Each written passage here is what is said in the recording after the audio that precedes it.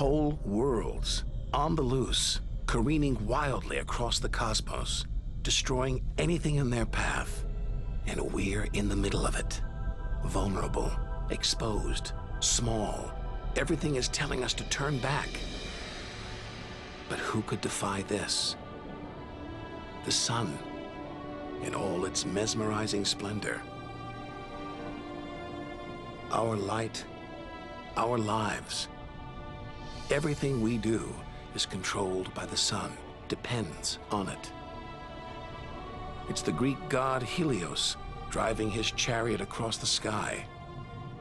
The Egyptian god Ra, reborn every day. The summer solstice sun rising at Stonehenge.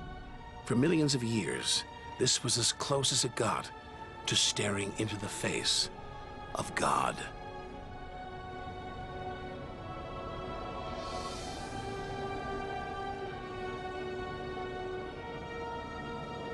It's so far away.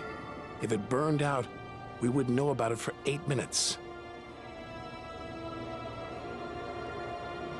It's so big, you could fit 1 million Earths inside it.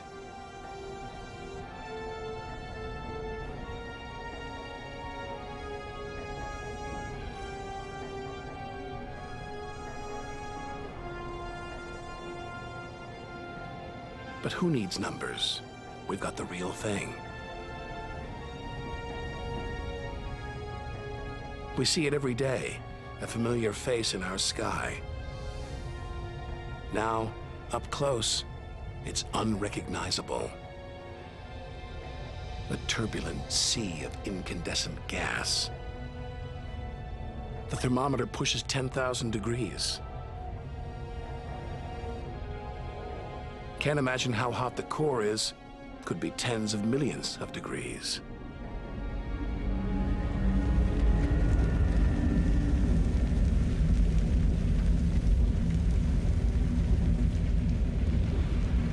Hot enough to transform millions of tons of matter into energy every second. More than all the energy ever made by mankind. Dwarfing the power of all the nuclear weapons on Earth. Back home, we use this energy for light and heat. But up close, there's nothing comforting about the sun. Its electrical and magnetic forces erupt in giant molten gas loops. Some are larger than a dozen Earths, more powerful than 10 million volcanoes.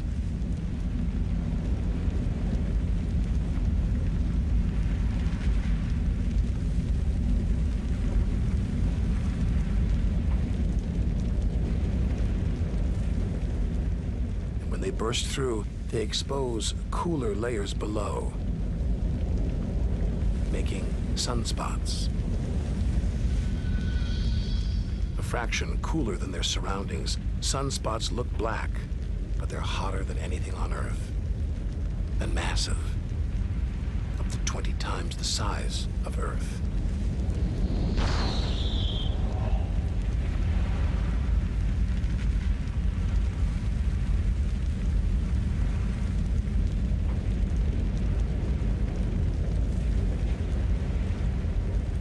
But one day, all this will stop.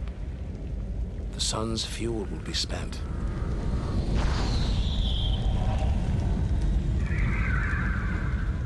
And when it dies, the Earth will follow.